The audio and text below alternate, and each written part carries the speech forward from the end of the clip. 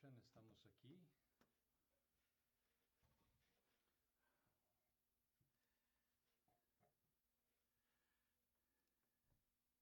¿Qué tal? ¿Cómo están? Buenas tardes. Aquí lidiando con la tecnología en un nuevo estudio, como ustedes vieron el día de ayer, en la oración. Nos movemos a otro lugar y estamos aquí cambiando todo el sistema para que funcione perfectamente. ¿Cómo se escucha? Déjenos saber. Y ojalá ese eco se ha removido. Yo creo que el problema era que teníamos dos micrófonos y que se estaba entrando dos veces. Pues ojalá esta vez se escucha. Y si el volumen no es suficiente, déjenos saber para que podamos aumentarle aquí en el programa y así nos pueden escuchar con suficiente claridad, ¿ok? Perfecto. Pues ¿cómo les ha ido la semana? ¿Todo bien? Con Tranquilo. el aislamiento y cuarentena y todo lo demás. Tranquilo, en casa, trabajando, estudiando, todavía tomando clases, así que no queda más, poco a poco, para poder acabar este título ya que se me hace eterno, pero espero terminarlo un día. ¿Y las niñas cómo están? Muy bien, gracias. Tranquilas, estudiando igual, tranquilas, sin ningún inconveniente. Good. Yeah. ¿Estás en casa todavía? Todo día en casa y todo día tratando de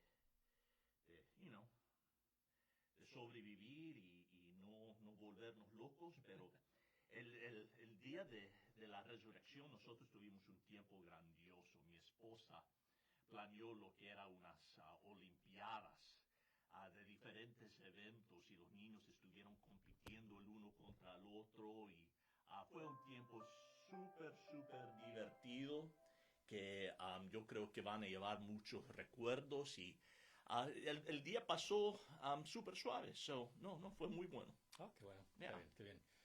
Déjenos saber, me dice Bart que el volumen está un poco bajo, lo acabo de subir, déjame saber si está mejor ahí.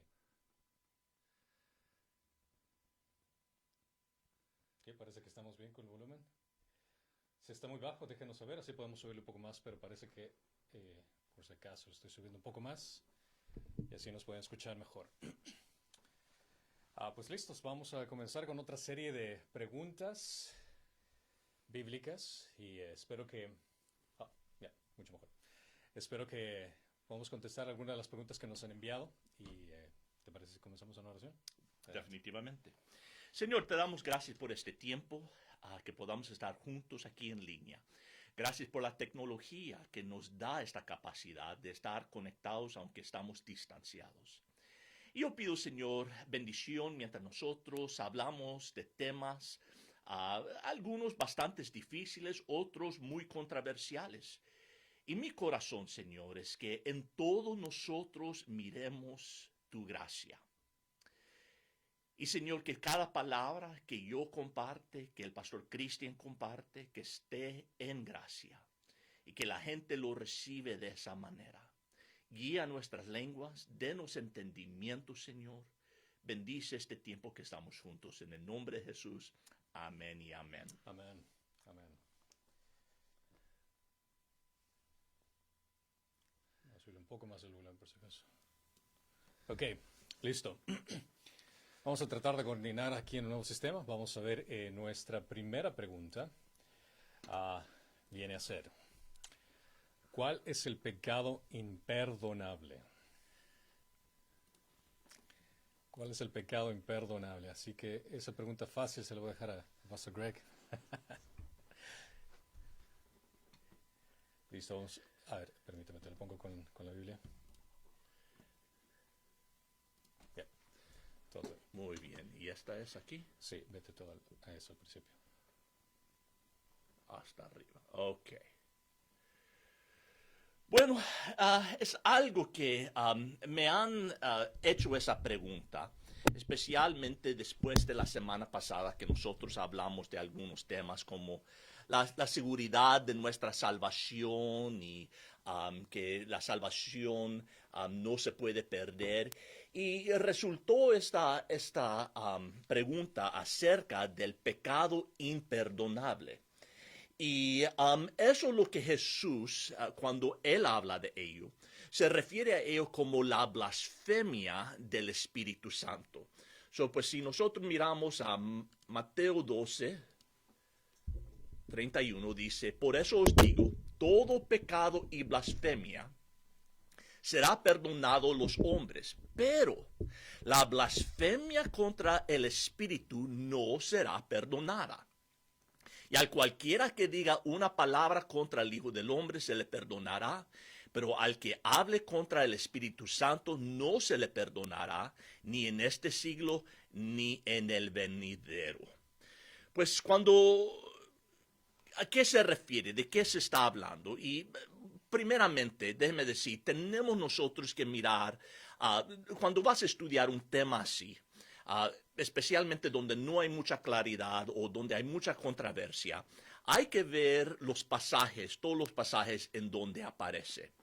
Y en este caso yo creo que el pasaje muy importante en tomar en consideración está en Marcos capítulo 3, que nos dice lo siguiente: pero cualquiera que blasfema contra el Espíritu Santo no tendrá jamás perdón, sino que es culpable del pecado eterno, porque decían, tiene un espíritu inmundo.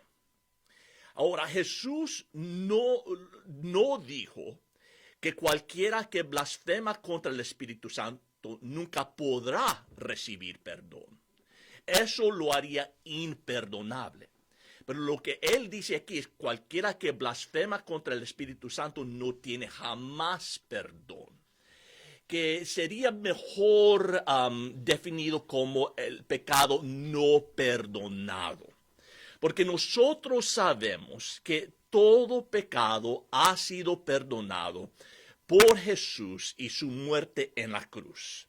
Y que la sangre del Cordero de Dios quita todo el pecado.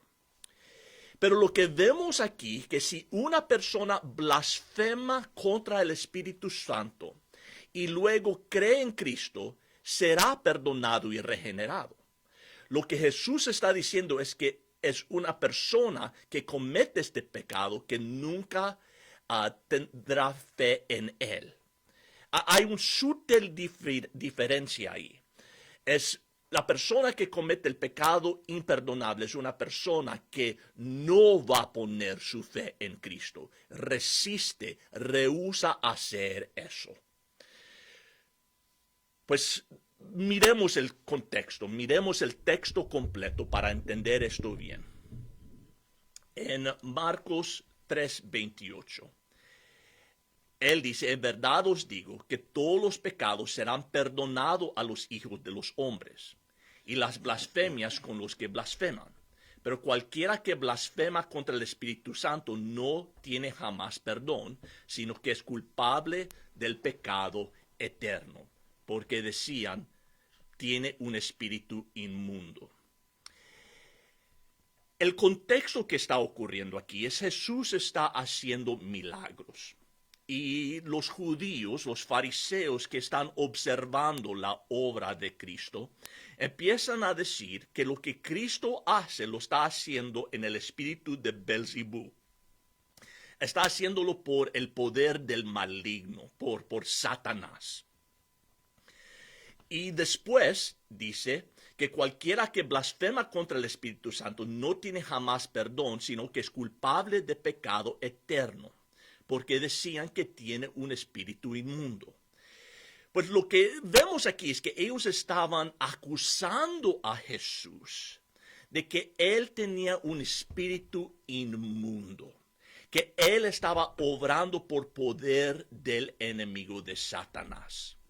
Jesús hacía estos milagros en cumplimiento de profecías del Antiguo Testamento, como una verificación de que él era el Mesías, que él era el Hijo de Dios, que él era el prometido que había venido para salvarlos. Pero cuando él daba estas señas, las pruebas que los profetas en el Antiguo Testamento habían predicho que él iba a hacer, la gente en vez de aceptar eso, los religiosos en vez de aceptar eso, oh sí, es el Salvador prometido, lo rechazaron. Y dijeron, no, lo hace por el poder de Satanás. Pues las mismas cosas que Dios les estaba proveyendo para que ellos pudieran, sus corazones, a reconocer a Cristo y de mover sus corazones para que ellos se entregaran a Cristo, lo estaban rechazando. Estaban blasfemando al Espíritu Santo en el hecho que estaban rechazando el testimonio del Espíritu Santo de quién era Jesús. Y la única manera que nosotros como individuos podemos llegar a los pies de Dios es cuando el Espíritu Santo viene y nos convence de nuestro pecado, de nuestra inmundicia, de nuestra necesidad de perdón. Nosotros venimos a Cristo con corazones arrepentidos y le pedimos perdón y Él nos perdona. Pero si yo estoy rechazando el testimonio del Espíritu, el vehículo que Dios ha designado para traerme a Jesús, estoy diciendo, no, eso viene del enemigo. Estoy yo cortando la manera en que Dios quiere traerme a sus pies. Pues es blasfemia contra el Espíritu Santo en que yo estoy rechazando el testimonio del Espíritu Santo que quiere guiarme a Jesús. Y la razón que no hay perdón por eso es porque si yo estoy como cortando, estoy poniendo una pared entre yo y el Espíritu y Dios, rechazando el testimonio del Espíritu, y con razón yo ya no puedo venir a Cristo. Es estado continuo, el estado continuo de rechazar el testimonio del Espíritu Santo y no recibir lo que me dice de Cristo, y entonces no puedo yo ser perdonado. Definitivamente. Recuerdo, incluso una, no se podría decir una moda, un estilo, algo que hicieron en YouTube, de un grupo de personas que hicieron el reto de blasfemar en contra del Espíritu Santo, que se grababan a sí mismo y comenzaban a insultar y a hablar malas palabras en contra del Espíritu Santo. Y pensando que ese realmente es el insulto, que es ese es el pecado que no tiene perdón. Y por más blasfemo que sea, realmente no aprueba en ninguna forma de lo que hayan hecho. Realmente tendrían que estar presentes cuando Jesús estuvo ahí para poder cometer ese pecado imperdonable. Pero, como tú lo mencionas, el pecado imperdonable es el dejar a Cristo a un lado. Eso es algo que se están pasando ese perdón importante que necesitan. Solo hay que pensar que la obra del Espíritu Santo, parte de su ministerio, es de traernos al arrepentimiento y a los pies de Jesús. Y cuando yo rechazo eso, cuando yo digo, eso no es de Dios, cuando yo blasfemo y rechazo esa obra, ese ministerio, ya no me queda manera de llegar a Cristo. Es por medio del convencimiento del Espíritu Santo que venimos a los pies de Cristo. Completamente. Vamos con la siguiente pregunta. Tenemos esta pregunta que dice, ¿qué es el Evangelio de prosperidad? Bueno, esta es una pregunta que me causa mucha pasión en responder, porque entiendo el significado de lo que es el Evangelio, y cuando alguien tergiversa el Evangelio con algo que es tan barato, como siempre le digo, que es el Evangelio de prosperidad, es realmente muy triste. Este Evangelio de prosperidad también es conocido como el Evangelio de la palabra de fe, que le llaman. Es decir, que el creyente utiliza a Dios como que si fuera un Santa Claus cósmico, como pedirle lo que tú quieras y Él te va a conceder. La palabra de fe o la teología de la prosperidad ve al Espíritu Santo como un poder para ser utilizado de manera que el creyente desee. Cuando tú pides y reclamas y tú le dices a Dios qué es lo que quieres, Él tiene que darte. Esta es la perspectiva de este tal Evangelio de prosperidad. Pablo advirtió a Timoteo de tener cuidado con este tipo de sectas que incluso se originó, que menciona en la Biblia, que se dieron este tipo de creencias. Si vemos en Primera de Timoteo, estoy tratando de hacerlo aquí mientras hablo con ustedes, que dice, y voy a subirle un poco el tamaño de la letra para que puedan verlo bien, y dice, y constantes rencillas entre hombres de mente depravada, que están privando de la verdad que se supone que es la piedad, que es un medio de ganancia. En el versículo 9, aquí está.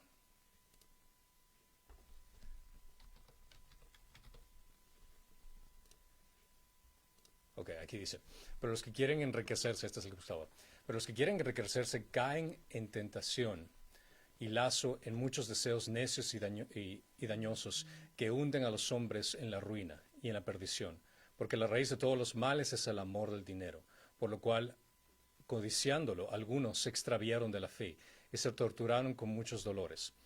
Pero tú, oh hombre de Dios, huye de estas cosas y sigue la justicia, la piedad, la fe, el amor, la perseverancia y la amabilidad. Aquí podemos leer que las riquezas realmente no es algo que dicen las escrituras que tenemos que perseguir. Al contrario, es que tengamos un corazón piadoso y si hubiera sido en el sentido de buscar como comodidad en este mundo, el buscar una estabilidad financiera en este mundo, el de estar tranquilo económicamente, podríamos haber visto ese ejemplo con Jesucristo, pero Jesucristo ni siquiera tuvo un lugar donde dormir.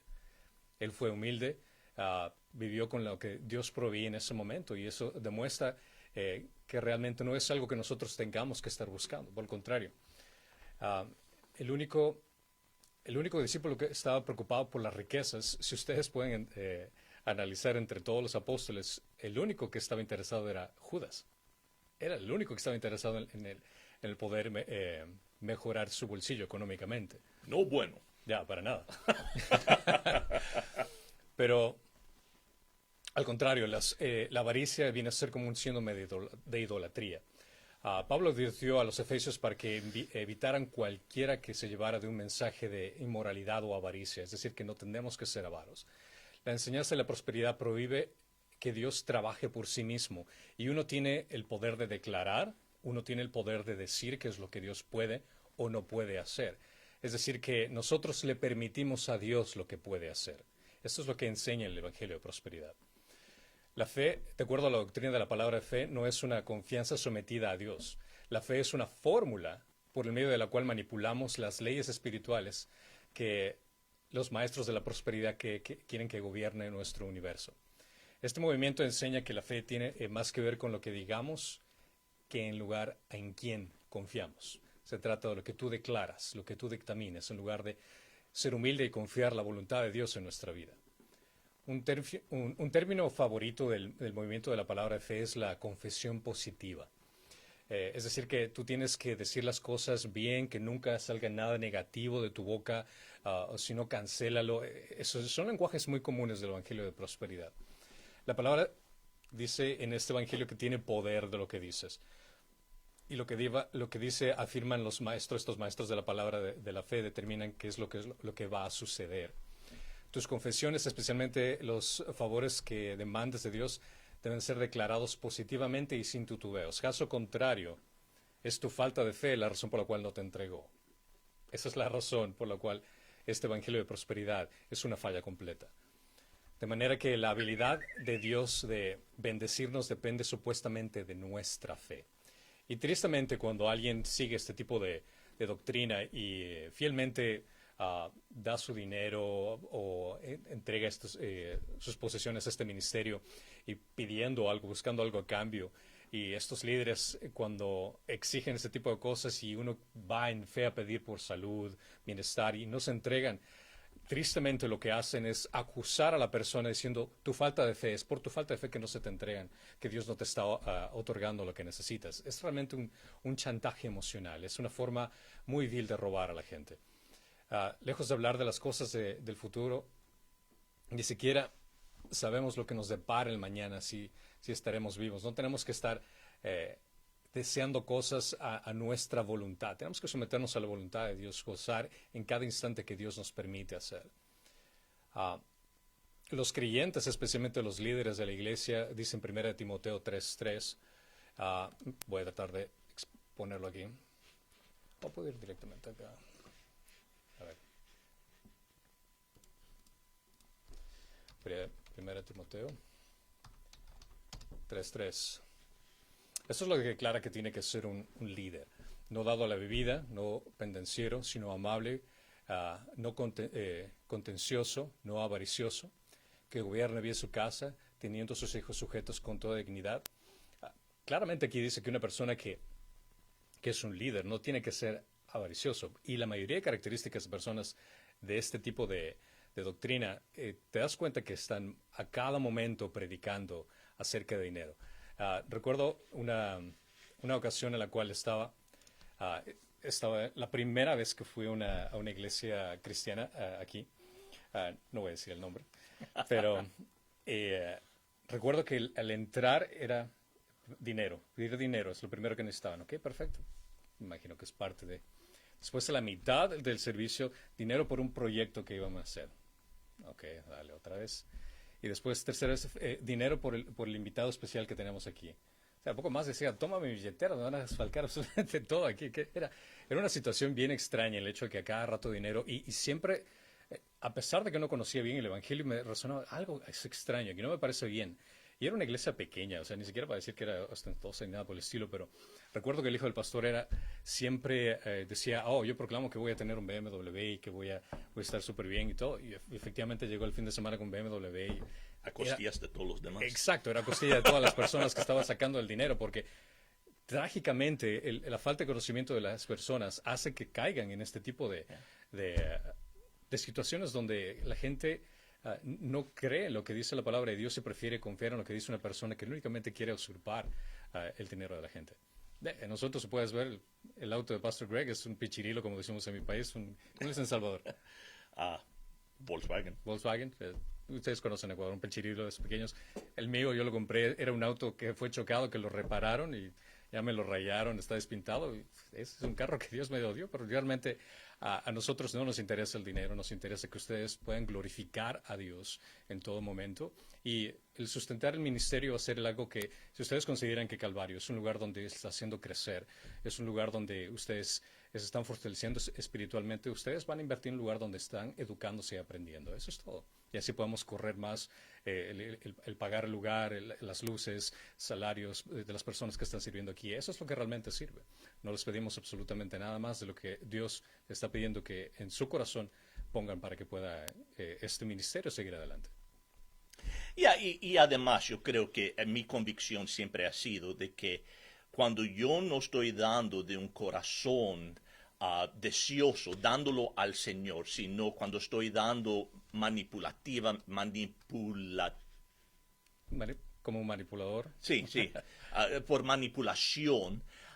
Eso no agrada al Señor. Él no quiere que estemos dando con rencor. Otra vez voy a dar este. Eso no le agrada.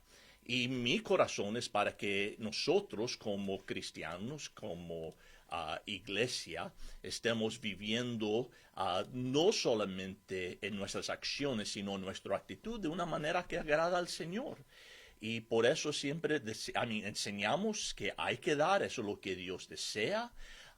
Él nos da el ejemplo o el patrón o el modelo del diezmo del Antiguo Testamento, que algo podemos usar como un ejemplo, una guía, nuestra guianza como cristianos. Pero yo nunca he querido ser uno que manipula porque... yo voy a ser juzgado por Dios por eso. Totalmente. Pero además yo quiero ver a la gente dando al Señor de un corazón gozoso y con agradecimiento a Dios. Incluso esa fue una de las características que me atrajo del movimiento Calvary. Recuerdo que después de salir de esa iglesia fui por primera vez a Calvary Community en inglés y la primera frase que dijeron al principio me atrapó cuando mencionaron es que usted es invitado en la iglesia, no queremos que dé dinero a la ofrenda, solo pase la canasta y queremos ser una bendición para usted. Lo cual me pareció así como que... y era una iglesia gigantesca. Dije, no, si en esa iglesia pequeña me desfalcaron, aquí me van a dejar en la bancarrota. Pero no, durante todo el servicio solo abrieron la Biblia, expusieron el pasaje en forma expositiva y me encantó. Y dije, después van a decir. Durante todo el servicio solo expusieron la palabra de Dios. Y lo que me encantó de eso es el hecho de que Dios me trajo esa convicción de dar voluntariamente sin que esté presionado por un pastor que me diga, tienes que dar. Al contrario. Y eso es algo que me siento orgulloso de ser parte de este movimiento de Calvary por el hecho de que nosotros no forzamos a la gente a dar dinero en ese sentido. Entendemos que Dios trae convicción a las personas para que puedan dar voluntariamente y de una forma gozosa al ministerio. Y algo que puedo decir que realmente, si comparamos la iglesia en Calvary con el resto de iglesias hispanas, podría atreverme a decir que somos la única iglesia hispana que tiene afiliación con esta organización que se llama ECFA. ECFA. Evangelical Council of Financial Accountability. Que es una compañía, una organización fuera de nosotros que se encarga de ver nuestros libros y es que estamos haciendo las cosas económicamente bien. Es decir, que entregamos todos nuestros documentos y ellos analizan si es que nosotros estamos manejando el dinero que viene dentro de la iglesia de la mejor forma y nos da un sello de garantía que dice que esta es una organización que realmente es confiable. Y el ser parte de tener este sello es bastante importante. Y sí podría decir que no conozco ninguna otra iglesia hispana dentro del área de Phoenix que tenga esa garantía que podemos ofrecerle. Lo cual es una bendición. Y como tú dices, nosotros vamos a rendir cuentas a Dios, que es lo más importante. Y de saber que esa organización requiere que los pastores solamente sean pagados en proporción con lo que se gana. Pues no es como el pastor viene primero, pues todas las otras cosas. No, ellos dicen, no, hay una fórmula que ellos usan para determinar, que eso es lo que se puede ir a salarios y eso es lo que se puede usar para lo demás para el ministerio. No, es una buena organización. Yo creo que fue fundada por la asociación de Billy Graham para mantener las cruzadas y todos los eventos evangelísticos que él hacía sobre la mesa, se dice. Sería un buen punto. Bueno, creo eso resume en esa pregunta. Ahora vamos con la siguiente pregunta que dice: ¿qué significa Hebreos 6 y 10? Oh, fácil. Bueno, déme solo explicar algo aquí. Siempre cuando se va a estudiar un pasaje, nosotros tenemos que considerar cuál es el contexto. Y eso significa a quién fue escrito, por quién fue escrito, qué era la situación que estaba ocurriendo para poder entender las palabras. Porque eso puede cambiar drásticamente una comunicación. Digamos que yo estoy pasando por la casa del pastor Cristian. Y yo miro en ese momento pastor Cristian salir de la puerta. Él arroja la puerta con fuerza diciendo, y grita, ¡me voy! Y se pone en su carro y sale como una pistola. ¡Oh! Empiezo yo a textear a todos de la iglesia. El pastor Cristian y su esposa Paola se han separado. Se van a divorciar. ¿Ok? Después yo me encuentro con pastor Cristian después y yo digo, hey, yo te miré y no saliendo. Y él dice, oh, ya, es que yo tenía que ir a hacer un funeral. Y yo iba atrasado y se me olvidó, tuve que regresar a casa, agarrar mis notas. Y Paola estaba bañándose, pues yo salí corriendo y tiré la puerta y le grité, ojalá me escuchara, me voy. Oh, ok, eso cambia ya el entendimiento por completo de la comunicación. Pero bíblicamente hay que hacer lo mismo.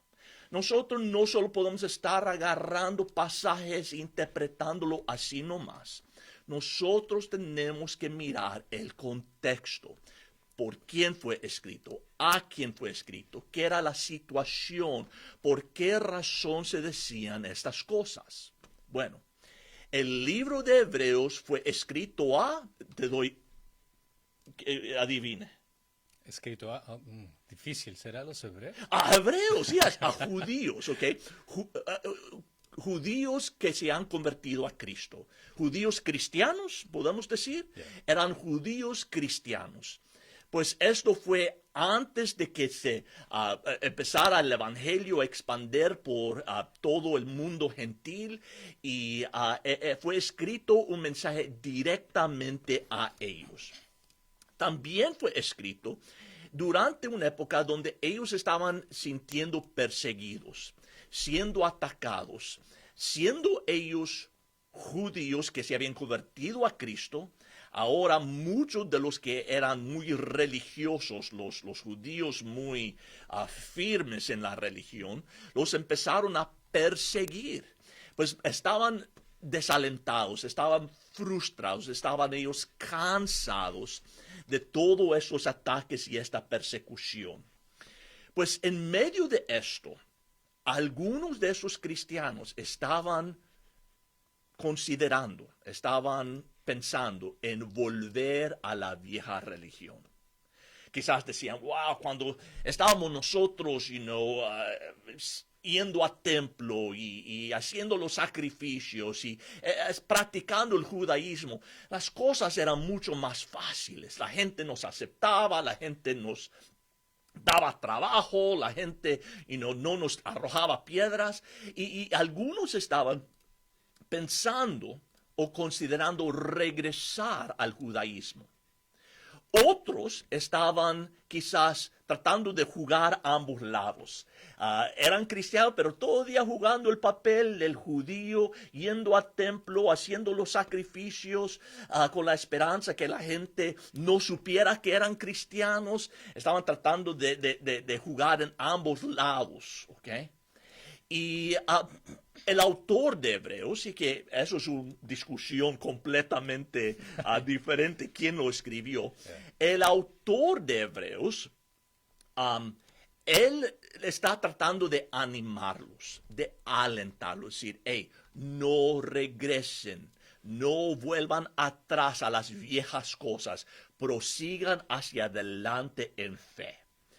Por eso, una de las palabras que vas a ver repetido por todo el libro de Hebreos, la palabra mejor. Él está enseñando cómo Cristo es mejor que la antigua sistema, la antigua religión. Él es mejor que los ángeles, es una mejor esperanza, trae un mejor pacto, es ministro de un mejor ministerio. En Cristo tenemos mejor posesión. Él nos llevará a una mejor patria y podemos ser partícipes de una mejor resurrección.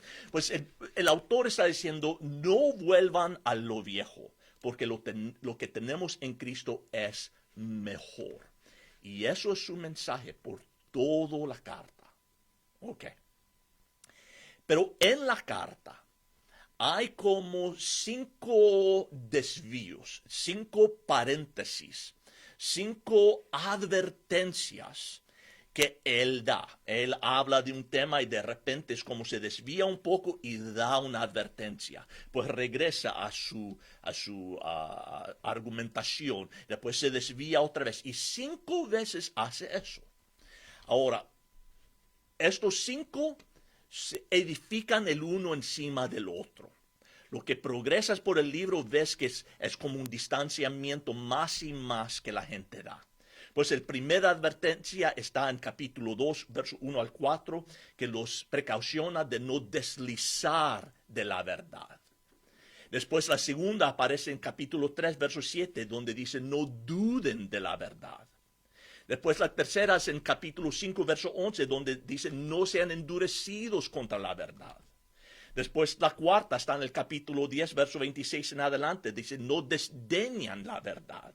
Y la última está en el capítulo 12, verso 25, dice no desprecien la verdad. Pues todos están edificando el uno encima del otro. Son precauciones, advertencias a cristianos de no dejar las cosas de Cristo, volver atrás a la vieja cosas religiosas, sino proseguir hacia adelante, porque es mucho mejor y nos espera mejores recompensas y bendiciones. Ok, eso es todo el fondo que quiero que entiendan en esto. Un estudio bíblico completo, ¿verdad, Cristian? Okay. Pero es importante porque no solo quiero darle la respuesta y decir, esa es la opinión de uno. No. Quiero que miren por qué estoy trayendo esta presentación. Pues nosotros miramos, como dije, que ellos eran cristianos que estaban ellos luchando por la persecución, luchando por el rechazo de sus familias, luchando pensando de regresar a la vieja religión, y estaban ellos deslizando, si quieres, estaban dudando de la palabra, ya no estaban tan afinados a lo que la palabra dice, cuando aparece esta precaución, esta advertencia. Hebreos capítulo 5, verso 12. Dice, pues aunque ya debería ser maestros, otra vez tenéis necesidad que alguien os enseñe los principios elementales de los oráculos de Dios. Y habéis llegado a tener necesidad de leche y no de alimento sólido. Pues lo que vemos aquí, esos ya eran cristianos por un tiempo. Dice, deberían ser maestros, ¿okay? Ya habían andado en el Evangelio por algunos años. Deberían ellos ser maduros, deberían estar enseñando a otros, dice. Pero dice, tenéis necesidad que os enseñe los principios elementales. En otra palabra, ustedes han retrocedido. En vez de madurar y crecer, ustedes están como babies nuevamente. Necesitan ustedes crecer y proseguir para adelante. Verso 13. Dice, porque todo el que toma solo leche no está acostumbrado a la palabra de justicia, porque es niño. Pero el alimento sólido es para los adultos, los cuales por la práctica tienen los sentidos ejercitados para discernir el bien y el mal. Pues el tema, el mensaje principal es que prosigan hacia la madurez, dice. Ustedes necesitan avanzar y ser maduros. Esa es la meta de nosotros como cristianos, de madurar en nuestra fe. Ok. Ahora viene la advertencia, capítulo 6, verso 1, dice. Por tanto, okay, esa frase significa que está ligado a lo que se decía antes, ¿verdad?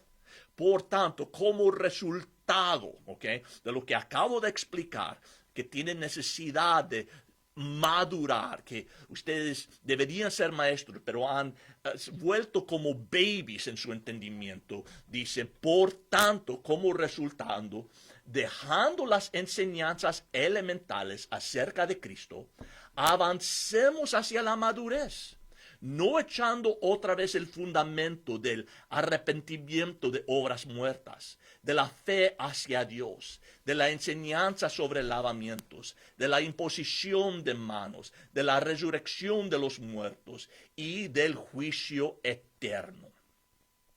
Pues él dice que ellos no tienen que regresar a las enseñanzas básicas, cosas que ellos ya deberían tener bien entendido de cómo Cristo ha cumplido diferentes requisitos y tradiciones y símbolos que se usaban en el templo o en la religión, y como Cristo es el cumplimiento de esto, ellos deberían entender acerca de la resurrección de los muertos y del juicio. Ellos dicen, yo no voy a regresar a retocar todo eso, ya se los enseñé, ya deberían tener eso bien firme.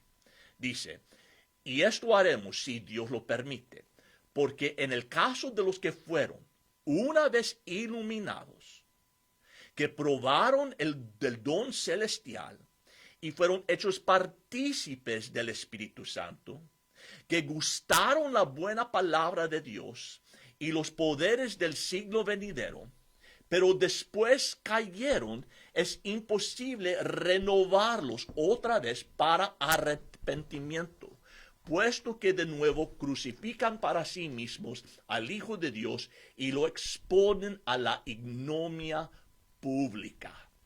¿Ok? Esas palabras que crucifican y exponen son participios presentes en el idioma, en el griego original, que indica una acción que está continuando hasta el presente. Eso significa sencillamente eso, y no digo eso para apantallarlos, ¿ok? Solo para que entiendan que una mejor traducción de esto debería ser: es imposible renovarlos otra vez para arrepentimiento mientras que están crucificando de nuevo para sí mismos el Hijo de Dios y están exponiéndolo a la ignominia pública. ¿Qué significa eso?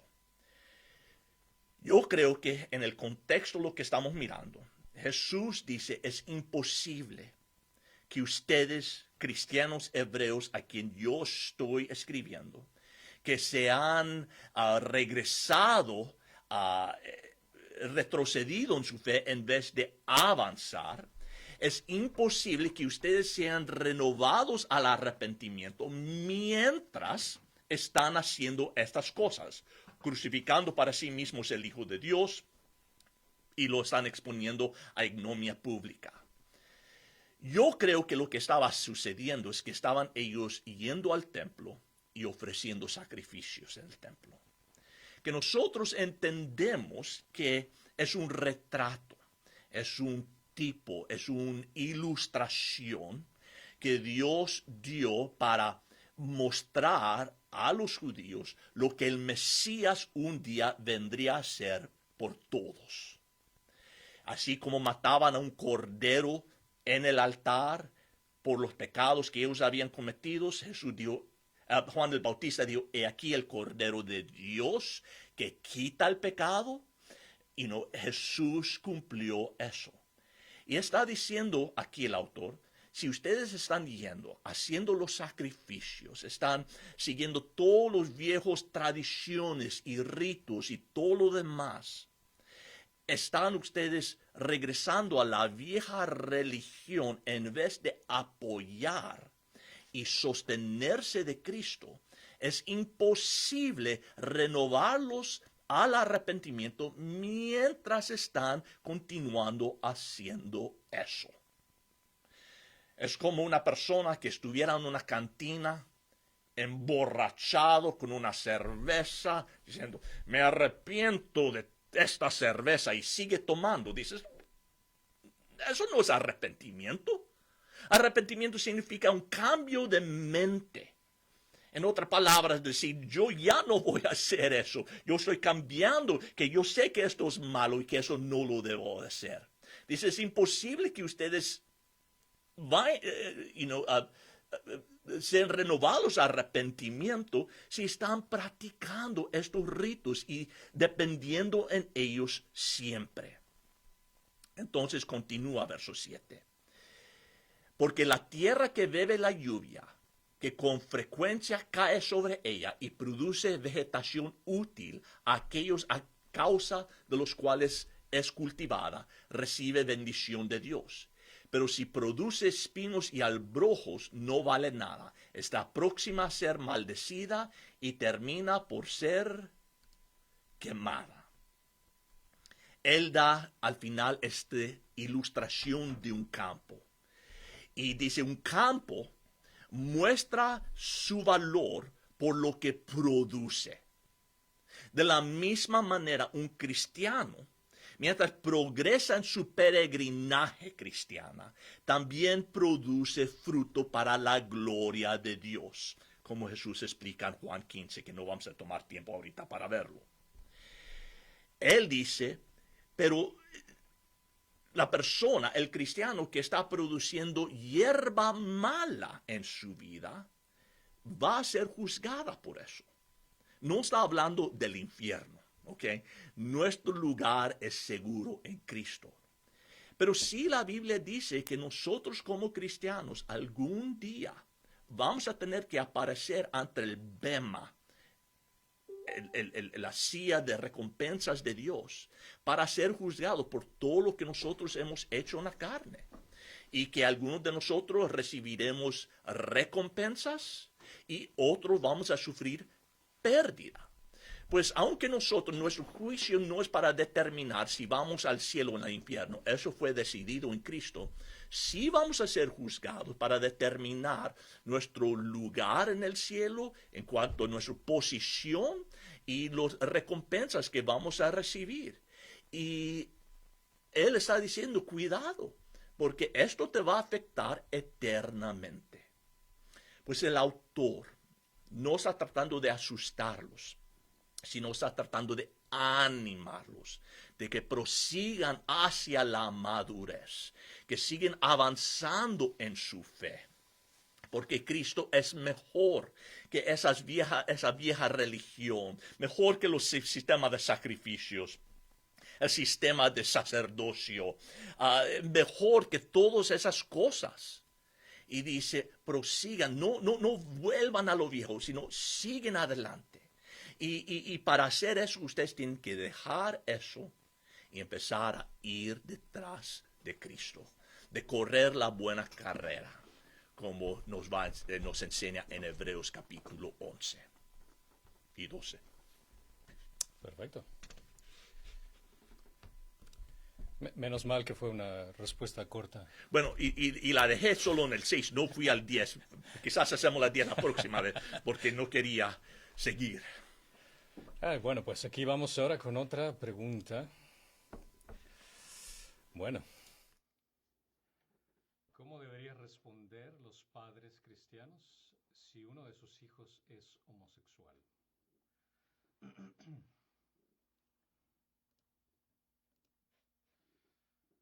Listo. Bueno, pues esta es una pregunta. Te la iba a dar a ti, pero bueno, ya. Vamos a responder esta pregunta. Primero, para comenzar, quiero recalcar importante esto.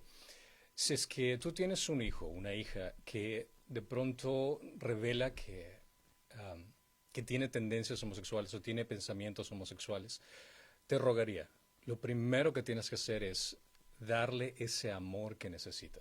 Es lamentable y trágico que en muchos de los casos hay familias que lo que hacen es automáticamente avergonzar al hijo o avergonzar a la hija y hacerle sentir como que dejaste de ser mi hijo, me das vergüenza o cosas por el estilo, cuando lo que realmente necesitan en ese momento, especialmente cuando son jóvenes, es amor, entendimiento de nuestra parte. Espero que nunca nos pase a ninguno de nosotros, pero si es que uno de nuestros hijos hace eso, o sea, lo primero que quería es responder en amor, responder en compasión, en saber que está confundido o confundida con situaciones en su vida que necesita la presencia de un padre, la presencia de una madre que lo amen, que la amen en ese momento. Ese mal...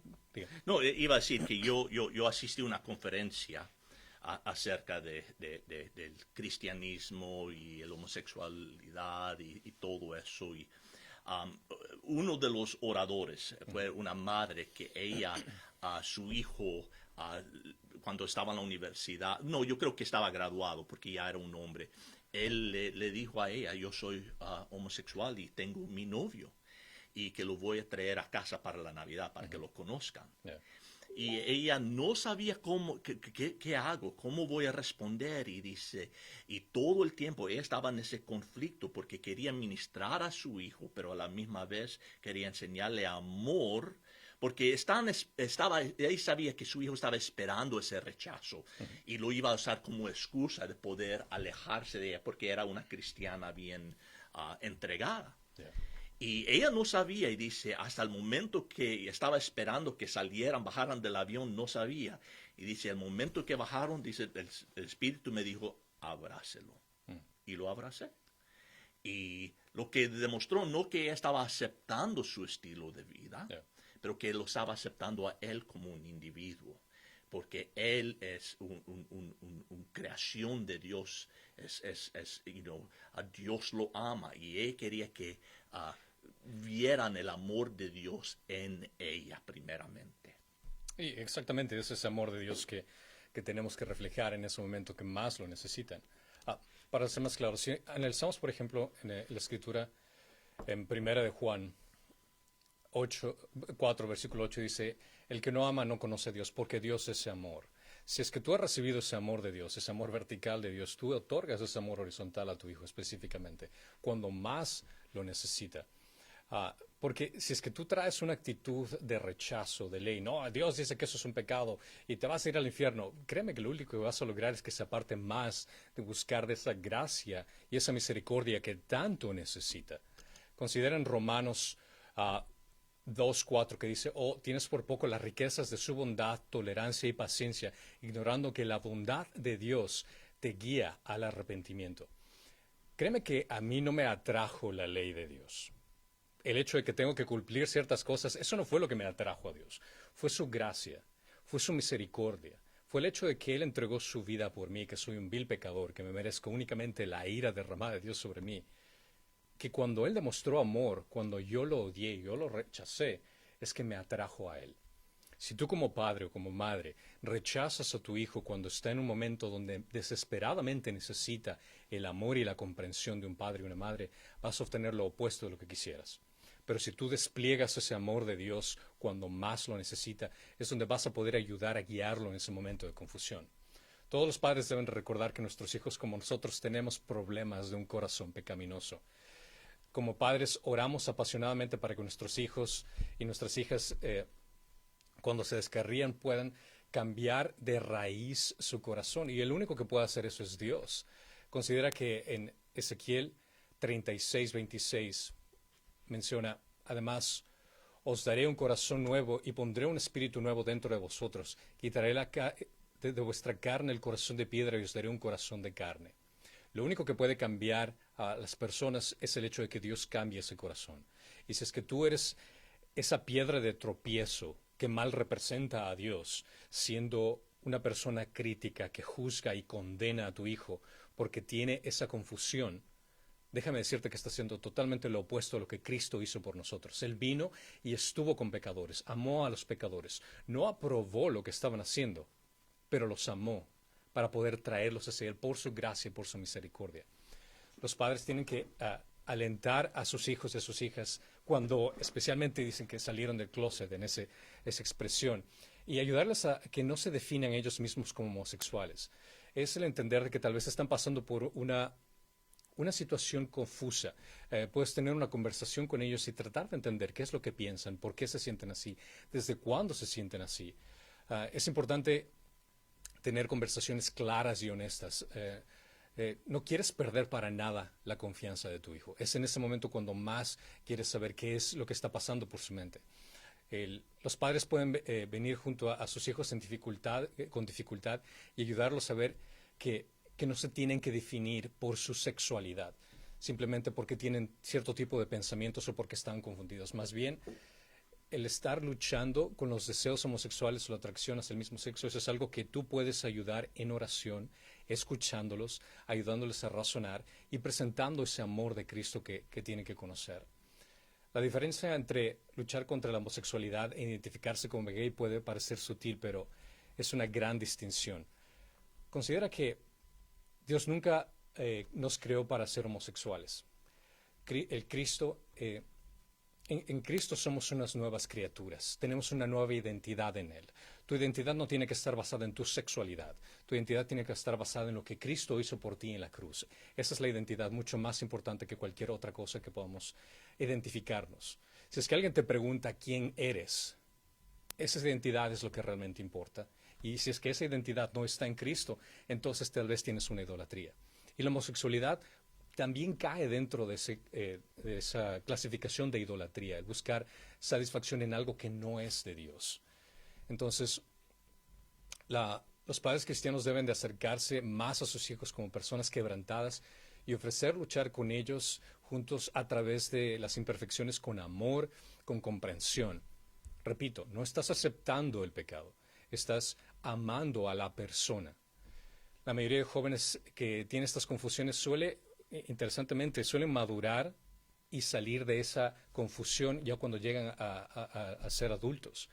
Si tú solo tienes un tiempo para dedicarles, compartir con ellos, no tratarlos como personas raras, son tus hijos, ámalos, demuéstrales ese amor de Cristo. Y además los padres cristianos deben de dejar claro que dejar claro sus convicciones bíblicas cuando están con ellos. Si estás en un caso donde tu hijo ya es homosexual y tiene una vida homosexual, tú igual tienes que amarlo. Si es que él va a tu casa y dice, quiero llevar a mi novio, tráelo. ¿Qué oportunidad más grande tienes para predicar el evangelio a los dos? Obviamente tú vas a tener restricciones en tu casa, no les vas a permitir que se duerman en tu casa, o si es que te inviten a la boda, no vas a tal vez estar presente en la boda por el hecho de que no apruebas de esa relación. Pero eso no quiere decir que tienes que crear una distancia con ellos por siempre. No, al contrario, es donde más los quieres cerca para poder ministrarlos. Si un hijo te dice soy homosexual y así son las cosas y no me importa lo que piense Dios, pues claramente es ahí donde tú tienes que entregar más el amor de Cristo. Porque esa persona que no se merece el amor, alguna vez fuiste tú. Tú no te merecías el amor de Dios y aún así Él te amó y dio su vida por ti. Ese hijo, esa hija necesita un cambio de corazón y solo Dios puede hacer eso. Y una intercesión en oración, pedir fuertemente y demostrar ese amor por medio de la bondad, por medio de la paciencia va a ser ese cambio que tanto necesitas. Si tu hijo o hija decide vivir en rebelión a Dios, eso no significa que tienes que rechazarlo. Tú ámalo, disfruta con él, disfruta con ella, comparte en su vida. Reitero, no significa que estás aceptando lo que haces. Tú claramente tienes que definir los parámetros de lo que tú piensas y lo que tú crees bíblicamente. Y quiero que entiendas algo que es muy importante. Dios el punto que Dios quiere en nosotros no es el hecho de que seamos heterosexuales. Creo que ese es un punto muy bajo para tratar de entender lo que realmente quiere Dios en nosotros. Dios no dijo ser heterosexuales como yo soy heterosexual. No. Él dijo ser santos como yo soy santo. Esa es la gran diferencia en el hecho de cuando tú buscas que la santidad de Dios sea más importante que la sexualidad. Cuando tú consideras que el cambio de la persona comienza dentro del corazón y transforma todo el ser, la sexualidad continúa dentro de ese cambio. Así que ámalo, ámala, está con ellas, ora constantemente mucho más de lo que lo hacías anteriormente, comparte con tus familiares, amigos y iglesia para que estén orando y sigue demostrando ese amor que tanto necesitan. ¿Y qué dirías a una persona, pastor, que es cristiano, está escuchando ahorita y dice, yo tengo atracción a mi propio sexo y yo sé que es pecado, no es la forma que Dios desea que yo viva, pero ¿cómo debo yo de vivir? ¿Qué es lo que usted me recomienda ahorita? Excelente pregunta. Y sabes que podría reafirmarlo en esta forma. Yo tengo ese problema, pero en el sentido de mujeres. Al ser hombre, a mí me gustan las mujeres. Estoy atraído por mujeres. Pero por el hecho de que mi amor por Dios es mucho más importante que mi atracción o mi deseo carnal, yo pongo mi amor por Dios primero. Mi amor por mi esposa después. Y eso es lo que me impide no caer en esa tentación. Por el hecho de que Cristo murió por mí y entiendo ese sacrificio y ese amor tan grande que hizo al entregar su vida por mí, lo mínimo que puedo hacer es entregar mi vida en agradecimiento de lo que Él hizo por mí. Es decir, que esas tentaciones están presentes, están latentes, pero el momento que llegan a mi mente, automáticamente pongo primordialmente, Cristo, tú moriste por mí. Y esta tentación es la oportunidad que yo tengo para demostrarte cuánto aprecio que tú diste tu vida por mí. Así que voy a poner a un lado esta atracción, esta tentación que tengo, lo cual aplica si es que es una atracción a personas del mismo sexo o a la atracción a personas del sexo opuesto. Viene a ser una atracción carnal de la misma forma. Bueno, pues vamos ahora con la siguiente pregunta. ¿Qué dice? El infierno es un lugar mitológico. Wow. A ver, pues, vamos a ver cómo Pastor Green nos responde a esta pregunta. Yo voy a citar muy en claro, no es mi tema favorito. Yo sé que hay pastores que le encanta predicar del infierno, no es mi tema favorito. Pero es una realidad en las Escrituras.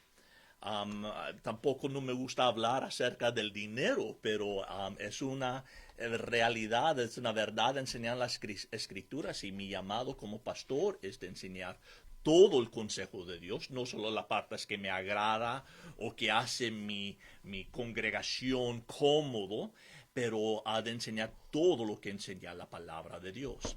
Y esto es uno de esos temas que, hay aún dentro de la iglesia diferentes opiniones y controversia. Y yo creo que la razón por esa controversia no es tanto por lo que está o no está en las escrituras, sino porque no quieren ofender a las personas. Yeah.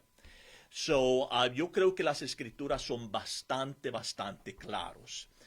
Como dije, hay personas que no creen que hay un infierno. Otros dicen, no, eso es invento de personas, es un lugar mitológico que cristianos tomaron de la mitología y lo introdujeron al cristianismo, o otros que lo rechazan diciendo, bueno, yo no puedo reconciliar como un Dios bueno y un Dios de amor puede enviar a alguien al infierno. Eso no tiene sentido para mí. Bueno, cuando la Biblia habla del infierno, habla de ello como un lugar literal y real. La palabra o referencias al infierno aparecen 162 veces en el Nuevo Testamento nada más. Eso sin contar los del Antiguo, 162 veces. ¿Y sabes quién habló más acerca del infierno? Jesús. Por cierto, Él nos habla más del infierno que nos habla del cielo. ¿Por qué? Porque Jesús sabe la realidad del infierno. Y Él quiere advertir a toda persona acerca de ello, para que ellos no vayan allá. Eso es su corazón, eso es su deseo para nosotros. Ahora, yo sé que es un tema un poco no popular, pero vamos a ver algunos versos rapidito. Eso pudiera ser un libro entero, ¿ok? Pero voy a traer algunas cosas y compartir un poco lo que el Nuevo Testamento dice acerca del infierno. Primeramente, en Marcos capítulo 9, verso 43 en adelante dice, si tu mano te es ocasión de pecar, córtala. Te es mejor entrar en la vida manco que teniendo las dos manos ir al infierno, al fuego inextinguible, donde el gusano de ellos no muera y el fuego no se apaga. Primeramente debemos decir, Jesús no está enseñando mutilación de tu cuerpo. No, lo que está hablando es actuando radicalmente contra pecado. Si tu mano te hace ocasión de pecar, córtala. Haga lo necesario para alejarte del pecado. Y dice, es mejor entrar en la vida manco que ir al infierno, al lago inextinguible, donde el gusano de ellos no muere y el fuego no se apaga. El infierno es un lugar horrible por lo que vemos en las Escrituras. Es un lugar donde las llamas no se podrán apagar y dice donde el gusano nunca muere. Es un lugar real, es un lugar horrible y sería mejor, dice la Biblia, pasar la vida lisiado que ir al infierno. En 2 de Tesalonicenses. Haz un clic en esto, yo lo voy a escribir. Ok. Muy bien. Segundo de Tesalonicenses 1, 7 al 12.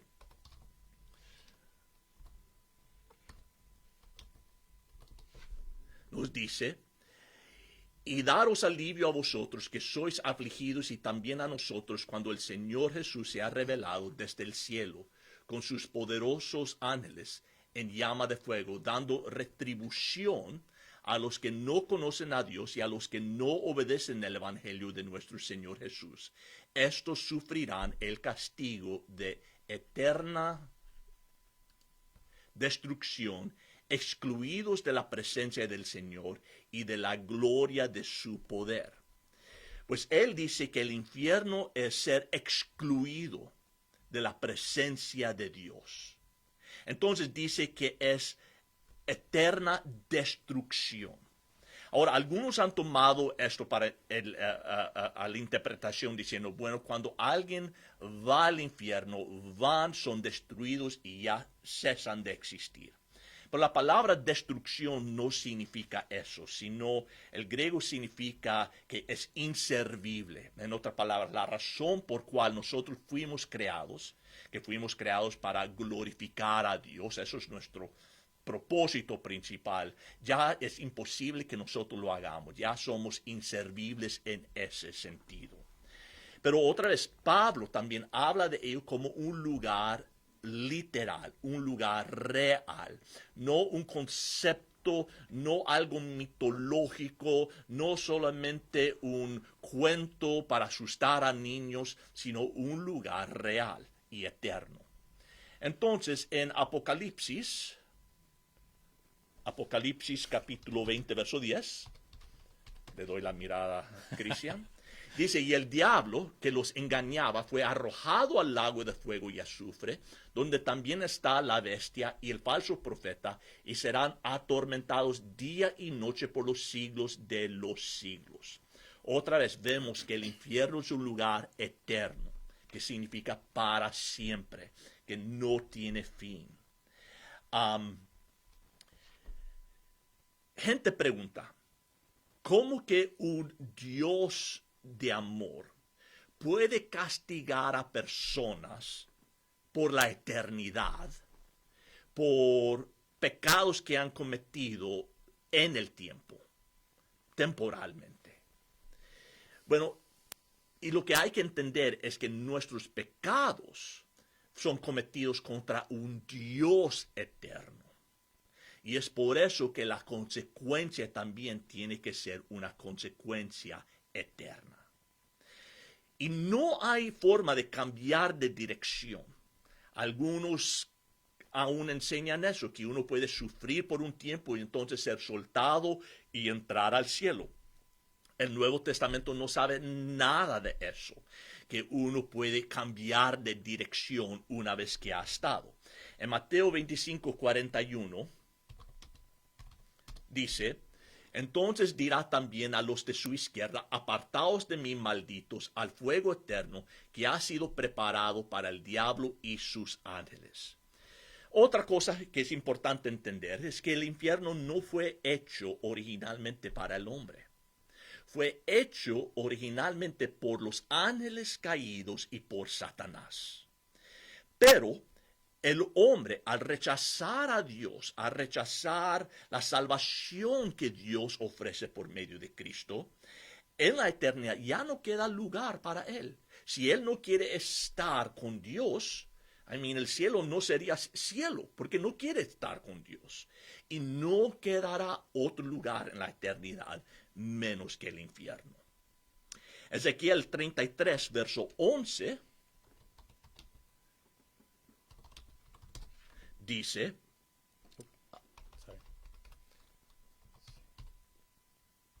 33:11. Dice, diles vivo yo, declara el Señor Dios, que no me complazco en la muerte del impío, sino en que el impío se aparte de su camino y viva. Volveos de vuestros malos caminos. ¿Por qué habéis de morir, oh casa de Israel? En otras palabras, Dios no encuentra ningún gozo, ningún placer, ninguna satisfacción en viendo o sabiendo que alguien va al infierno. Él no desea que nadie vaya al infierno. Por eso ha hecho todo lo posible para que todos podamos ir al cielo. No pudo hacer las cosas más fáciles. Él pagó el precio, Él sufrió el castigo, Él ha comprado nuestra salvación y lo único que tenemos nosotros que hacer es creer en Él. Y al creer recibimos ese don, ese regalo. Pues Dios ha hecho todo lo posible para que nosotros podamos ir al cielo. Dios no quiere que nadie vaya al infierno. Por eso nosotros vemos que Jesús llora cuando Él se acerca a Jerusalén. Lo vemos llorando grandes gotas, grandes lágrimas, porque Él sabe que su rechazo de Él los está condenando. Y Dios no dice estas cosas de enojo o de resentimiento, sino todos estos versos nos da con un corazón quebrantado, porque Él desea nuestra salvación. Perfecto.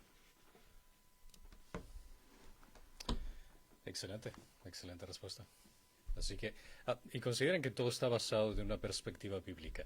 Y me parece curioso siempre cuando alguien viene con una pregunta media escéptica, así como, bueno, ¿por qué Dios creó el infierno? O sea, para enviar personas malas y el bien y el mal.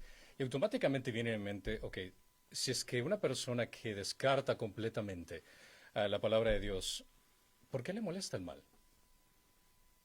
¿Qué tiene de ver el mal? Si es que quitas una perspectiva, una cosmovisión bíblica, donde existe un fundamento objetivo del bien y el mal, y tú criticas este fundamento objetivo diciendo, Dios no existe. Ok, perfecto. Entonces, si nos paramos en tu fundamento, ¿por qué te tiene que molestar el mal? ¿Cuál es la razón que puedes justificar que es algo bueno o es algo malo? Lo único que puedes llegar es a un pensamiento subjetivista y decir, eso no me gusta. Pues si es que alguien te pregunta, una pregunta que le hicieron a Ravi Zachariah, que fue muy interesante, que se le acercó un individuo y dijo, yo no creo que existe Dios. Y dice, ¿qué opinas del hecho de que se torture a un bebé solo por entretenimiento? ¿Qué pensarías al respecto? A lo cual él sabía la respuesta y dijo, si está mal, automáticamente la pregunta que viene es hecho, ¿por qué? ¿Por qué está mal? Bueno, porque sin tomar ninguna perspectiva bíblica, ¿por qué puedes definir si es que algo está bien o está mal? No existe un fundamento objetivo fuera de una cosmovisión bíblica que pueda justificar lo que está bien o está mal. Porque si es que defines que está mal, pero niegas a aquel Dios todopoderoso que entrega ese estándar del bien y el mal, y si es que ese Dios poderoso no existe, ese estándar no existe, si no existe el bien y el mal, entonces, ¿qué es lo que te molesta? Solo para pensar, si es que estás en esa perspectiva de rechazar a Dios, de rechazar cualquier perspectiva bíblica, lo que te aconsejaría es el hecho de considerar qué perspectiva tiene más razón para poder justificar si es que algo es bueno o es algo que es malo. Lo único que puedes llegar a la conclusión es el hecho de que no me gusta, pero eso es una posición subjetiva. Bueno, vamos ahora con la última pregunta. Wow. ¿Cuál debe ser nuestra postura bíblica con respecto a la Virgen María? Bueno, esta pregunta sí me cayó. Y eso es una de las preguntas que me enviaron. Y quiero que sepan, voy a responder esta pregunta con mucho cariño, mucho amor, entendiendo que tengo familiares y amigos que tienen un amor por la Virgen María que ellos conocen. Y quisiera responder esta pregunta en dos perspectivas. Voy a hablar exclusivamente acerca de el término que se conoce como la postura, la diferencia entre la Virgen María que se describe en las Escrituras, y no me estoy refiriendo a aquella Virgen de Guadalupe, a aquella Virgen de la Dolorosa, Fátima, de las Rocas, el nombre que tú la conoces, no me estoy refiriendo a esa Virgen. Voy a referirme única y exclusivamente a la Virgen de la cual conocemos de una perspectiva bíblica. Si entendemos lo que dice la palabra de Dios con respecto a la Biblia, leemos, por ejemplo, en Lucas 1:28. Aquí entendemos una perspectiva donde Dios describió a María, la Madre de Jesús, como muy favorecida. La frase muy favorecida la frase que dice muy favorecida viene de una sola palabra griega que esencialmente significa que se le otorgó mucha gracia. María recibió gracia de Dios. La gracia es una bendición que recibimos a pesar de no merecerla. Si es que entendemos que María nació con pecado, el otorgar la gracia a alguien que no tiene pecado no sería gracia. Y a qué voy con esto, es el hecho de que si consideras que María fue sin pecado concebido, no necesita gracia, porque ella de por sí ya es perfecta. Pero si es que ella mismo declara que ella acepta el regalo y se considera y dice referirse cómo es que mi Salvador viene a mí. Reconoce ella misma que necesita de esa gracia. La Virgen María, por la gracia de Dios, reconoció que necesitaba de esa salvación al referirse a mi Salvador. La Biblia nunca dice que María era alguien diferente, excepto un ser humano normal que Dios eligió para usar de una manera extraordinaria. El concepto de la Inmaculada Concepción de María no es bíblico. No existe una perspectiva bíblica que pueda confirmar esta doctrina. La Biblia no sugiere que el nacimiento de María fuera otra cosa aparte de un nacimiento como un ser humano normal. Ahora, estoy basándome nuevamente desde una perspectiva bíblica. Y si es que lo primero que viene a tu mente, bueno, es que la tradición dice que ella nació, ok, perfecto, entiendo. Si quieres basarte en documentos o en información fuera de la Biblia, estás considerando que otros documentos también tienen una autoridad igual o mayor a las Escrituras. Si yo te diría que Jesús se casó con María Magdalena porque estoy leyendo un documento externo donde habla este tipo de información, tú automáticamente me dirías, si es que conoces la palabra de Dios, y no, eso no fue así. Te voy a preguntar, ¿pero por qué?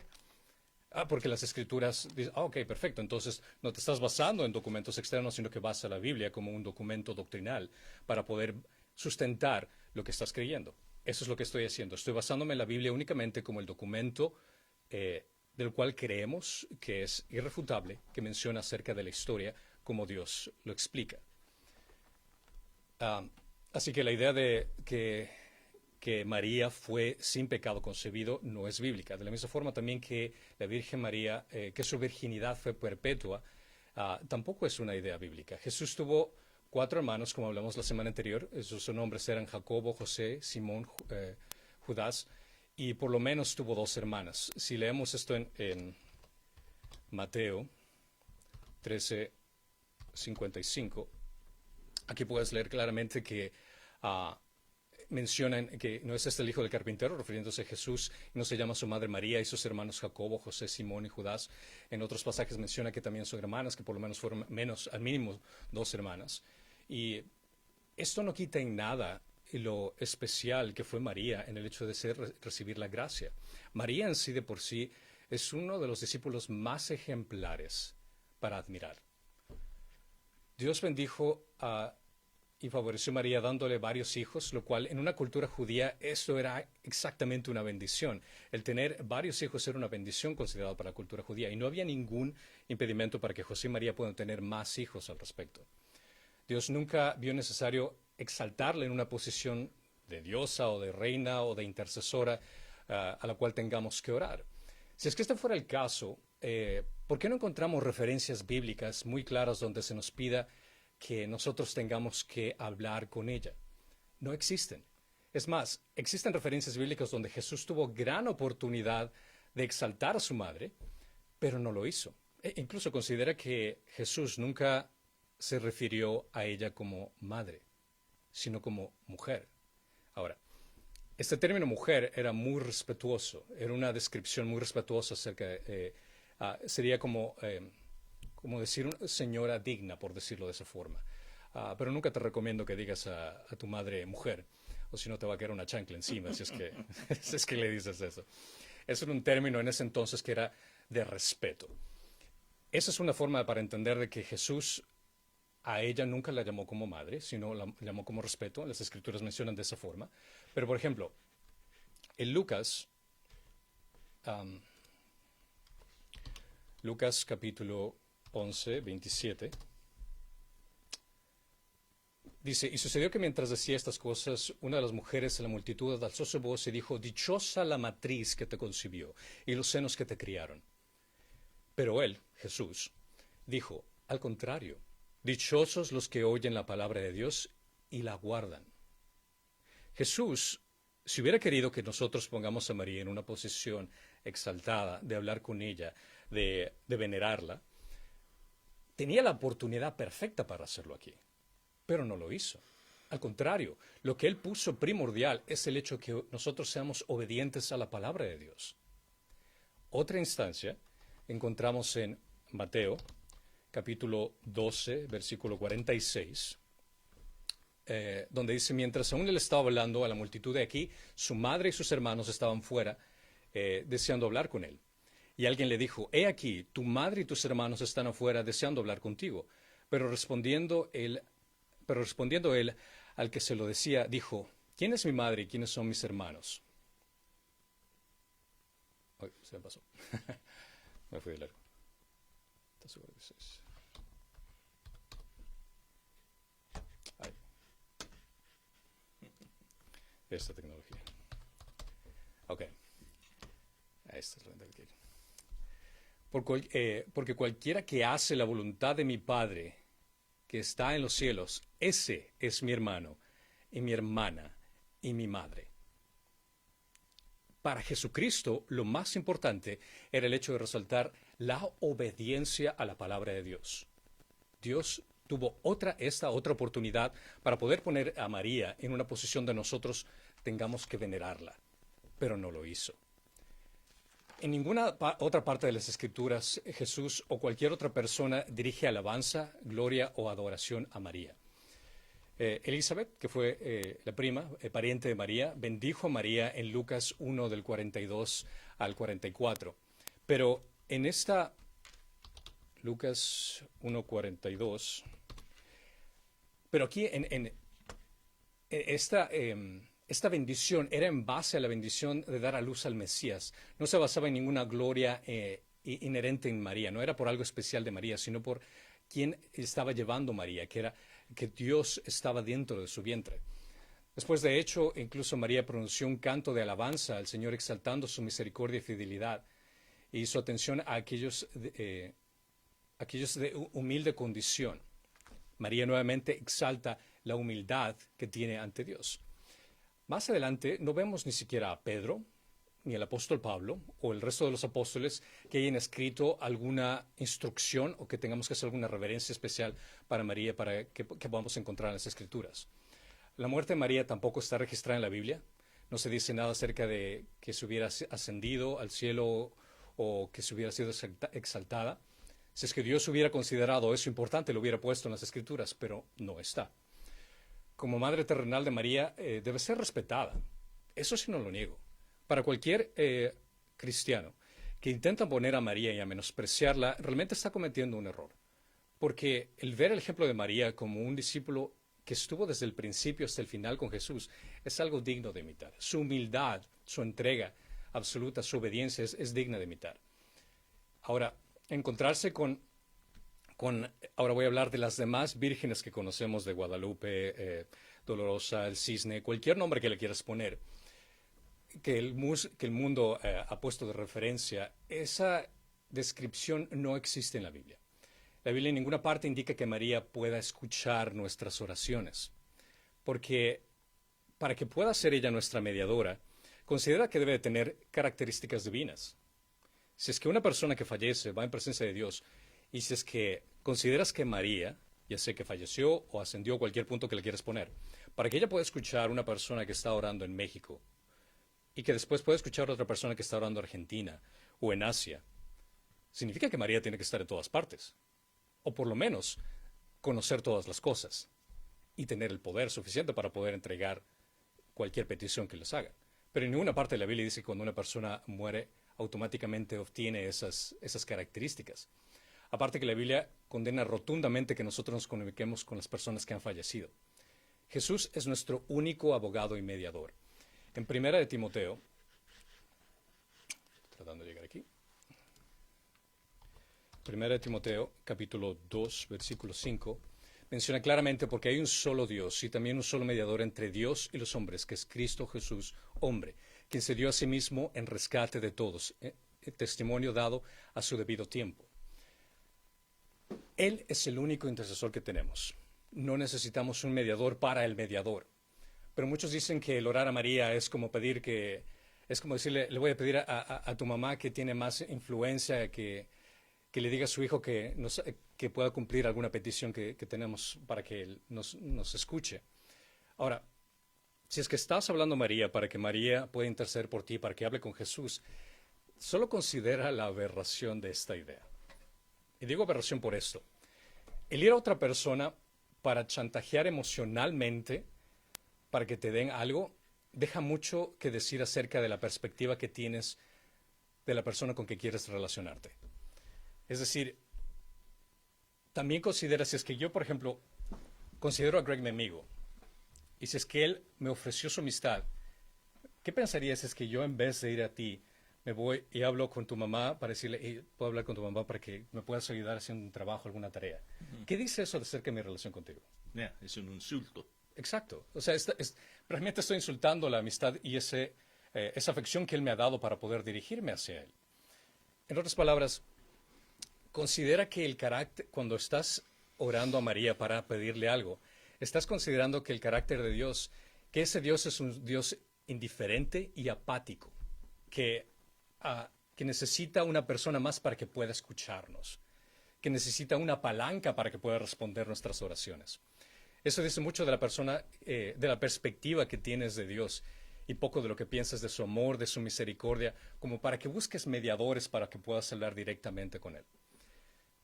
Si la verdad, si verdaderamente María podría darse cuenta de todo lo que está pasando, lo que el mundo está haciendo, comunicándose con ella, yo creo que tendría vergüenza en saber cómo la han puesto en una posición donde ella no quiere esa atención. Porque incluso los ángeles, cuando lees en el libro de Apocalipsis, cuando Juan se inclinó ante un ángel, el ángel le dijo, no, adora a Dios, no me adores a mí. Y estoy completamente seguro que María es que escucharía todo lo que está haciendo las personas, dándole esa posición que realmente ella no pidió, la Biblia no le puso, Dios tampoco la puso en esa situación, pero como seres humanos nosotros hemos puesto a María en esa situación. Siento que sería muy vergonzoso para ella que estemos usando su nombre para algo que únicamente nuestra atención debe ser exclusivamente para Dios. Dios no va a compartir su gloria con nadie, con nadie. Y nuevamente te reitero, si estás buscando un intermediario para hablar con Jesús, tienes un Jesús muy equivocado. Porque Jesús vino a este mundo para establecer esta relación con nosotros. Él rompió el velo específicamente para poder tener esa interacción con nosotros.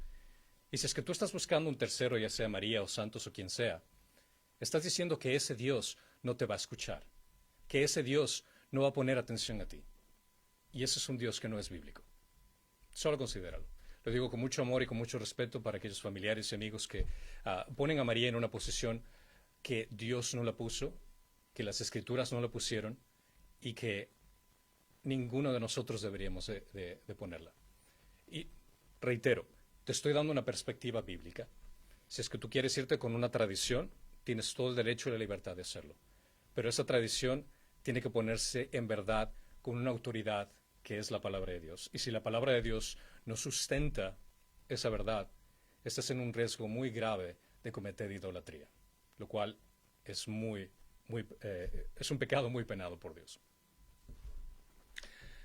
Bueno, yo tengo una pregunta más que yo sé que no te la di, pero me lo preguntaron recién antes de venir para acá.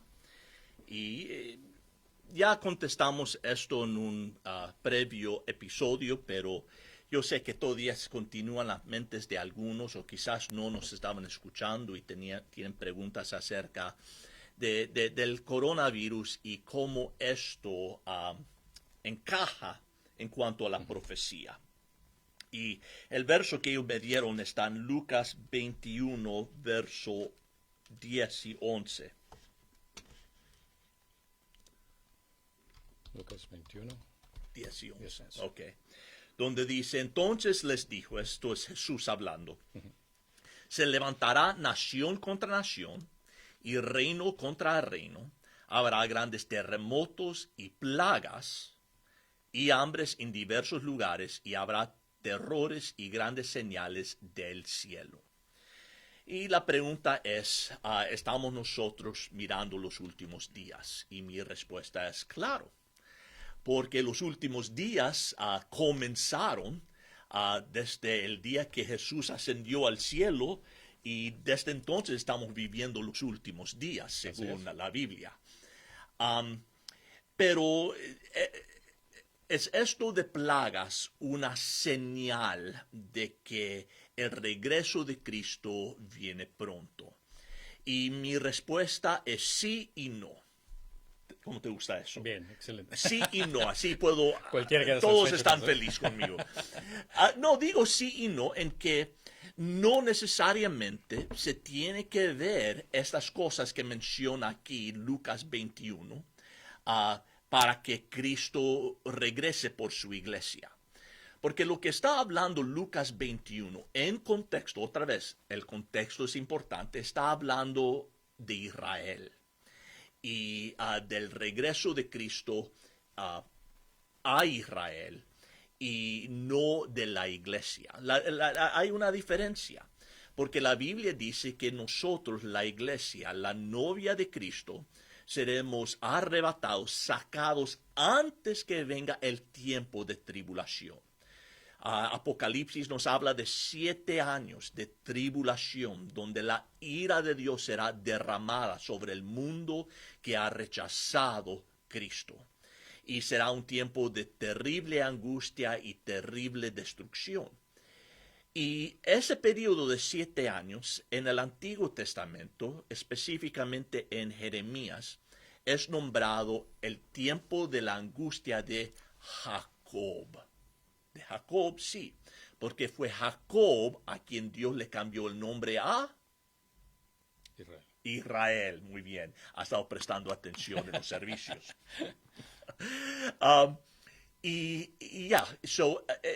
Los 7 años de la tribulación están diseñadas para sacudir, para despertar a Israel, para que ellos reconozcan a Jesús como su Mesías. Ahorita lo han rechazado, pero durante la tribulación ellos dirán, dice Zacarías, ellos van a reconocer, dice, estas son las heridas que nosotros te hemos causado, lo que llevas en tus manos. Ellos van a reconocer a Jesús como su Salvador. Habrá un increíble avivamiento durante la tribulación de judíos dando sus corazones a Dios. Pero eso durante la tribulación. Y eso es lo que Pablo está describiendo. Jesús está describiendo en el capítulo 21. Porque si luego miras, habla de la venida del Hijo del Hombre. Eso no es el arrebatamiento en versos 25 a 28, sino es el regreso al final de la tribulación para traer juicio. Habla de la parábola de la higuera, y la higuera es un símbolo de Israel. Está hablando de su plan con Israel, no con la iglesia. No tenemos que ver plagas y todo eso necesariamente que eso significa que Cristo va a regresar, que el arrebatamiento va a ocurrir en este momento. Aunque yo creo que puede ocurrir en cualquier momento. Porque proféticamente la única profecía que tenía que ser cumplida como requisito para que Jesús regresara era el renacimiento de la nación de Israel. Pero pues por eso digo sí y no. No en ese sentido, que no es necesario, pero digo que sí. Yo creo que tiene algo aquí profético en este hecho que nosotros no miramos, y eso no para asustar a nadie. Esto todos son buenas noticias. Porque Cristo regresa. Pero en la profecía, curiosamente, cuando leemos la profecía, nosotros no miramos ninguna mención de un poder mundial como los Estados Unidos. Así es. El enfoque en profecía es Israel, el Medio Oriente y Europa. Pero no hay mención, y los Estados Unidos están involucrados en todo. Yeah. Pero es como de repente, cuando llegamos a la profecía, como si los Estados Unidos ni existiera. Yo no creo que va a dejar de existir, pero yo creo que algo tiene que suceder que saca a los Estados Unidos de ser ese poder mundial, esa influencia mundial, o algo que los forza a decir, nosotros ya no vamos a involucrarnos internacionalmente en nada y más o menos encerrarse en sí mismo. Algo tiene que suceder. Y la otra cosa que yo estaba leyendo, por cierto, en el Jerusalem Post, están hablando ellos la necesidad ahorita con el coronavirus, y si ellos traen encuentran una forma, una inyección para hacernos inmunes a la enfermedad, que tiene que haber una manera de rastrear quién y todo lo demás. Y están hablando de que hay que establecer un sistema mundial biométrica donde tú puedes poner tu dedo, tu huella digital y demuestra todo tu récord, si tienes la vacuna o no, y si no tienes, puede haber ciertas multas y todo. Y otros dicen, no, la huella digital no va a funcionar, necesitamos buscar algún clase de microchip que se mete debajo de la piel y la cargues contigo y todo lo demás. Y cuando nosotros leemos en Apocalipsis 14 acerca de la marca de la bestia, eso es lo que es. Es algo en la mano, en la frente. No significa un 666, pero algo que llevamos que demuestra, que nos identifica, que nos hace aliados o en pacto con el anticristo. Ahora, no estoy diciendo lo que ellos están hablando es la marca de la bestia, no estoy diciendo eso. Pero lo que estoy diciendo es esto. Si yo hubiera preguntado a personas hace 10 años, ¿tú recibirías un microchip debajo de tu piel como identificación o para demostrar las vacunas que tú tienes? La mayoría dice, ni loco. Yeah. Especialmente norteamericano. Somos muy independientes y ni siquiera nosotros tenemos registro de armas. Nos oponemos de que tenemos que registrar, que el gobierno sepa si tenemos pistola o no, y eso es un gran pleito siempre porque somos muy independientes. Yeah. Y de repente escuchar a americanos diciendo, ya necesitamos una registración mundial. Yo digo, solamente una crisis de esta proporción puede cambiar la forma de pensar del americano, yeah, para decir, nos gusta esta idea. Porque siempre hemos peleado con eso. Ni siquiera tenemos identificación nacional en este país. Tenemos nuestros licencia de conducir, pero no hay un carnet, no hay una célula, no hay una identificación nacional. No la tenemos. Pero de repente gente está abierta a esa idea. Pues lo que estoy diciendo es que se ve como la actitud de la gente cambiando. Que la idea de tener algo implantado en tu cuerpo que te identifica y todo eso, no suena tan, repugnante a la gente. Suena como algo más práctico, algo mucho más beneficioso, considerando que eso va a ayudar a poder evitar problemas de enfermedades, ser más efectivos en la forma de solucionar problemas. Y no diciendo que soy algún clase de profeta ni nada así, pero en mis sermones yo decía, hace 10 años que prediqué eso, y digo, algo va a suceder. No porque yo mire algo, no solo por sentido común, yo dije, algo tiene que suceder que va a cambiar nuestro parecer, donde vamos a decir, sí, estamos abiertos a algo así. Y una pandemia mundial que está devastando las economías, el salud, nuestros sistemas, es algo que nos puede convencer de decir sí. Lo que estoy diciendo es un paso más cerca. ¿Okay? No estoy diciendo que si ellos traen un sistema que la marca la bestia y que Trump es el anticristo, nada de eso. Pero lo que estoy diciendo es que vemos que estas ideas que la Biblia y la gente pensaba era tan absurda, de repente... Yeah. Y sabes otra cosa, incluso alineado con eso, menciona las escrituras que en los últimos tiempos, refiriéndose específicamente antes del tiempo apocalíptico, la palabra de Dios va a ser esparcida por todo el mundo. E interesantemente, en esta situación de pandemia, todo el mundo en este instante está en sus casas, y la única fuente que tienen de conectarse con todo el mundo en este instante son sus teléfonos, tabletas, televisión, noticias, internet específicamente, donde se mandan mensajes. Y creo que esta es la forma incluso como Dios permite para que muchos estén escuchando el Evangelio que nunca habían sido expuestos anteriormente. Interesantemente nos convertimos en televangelistas sin querer. Así es.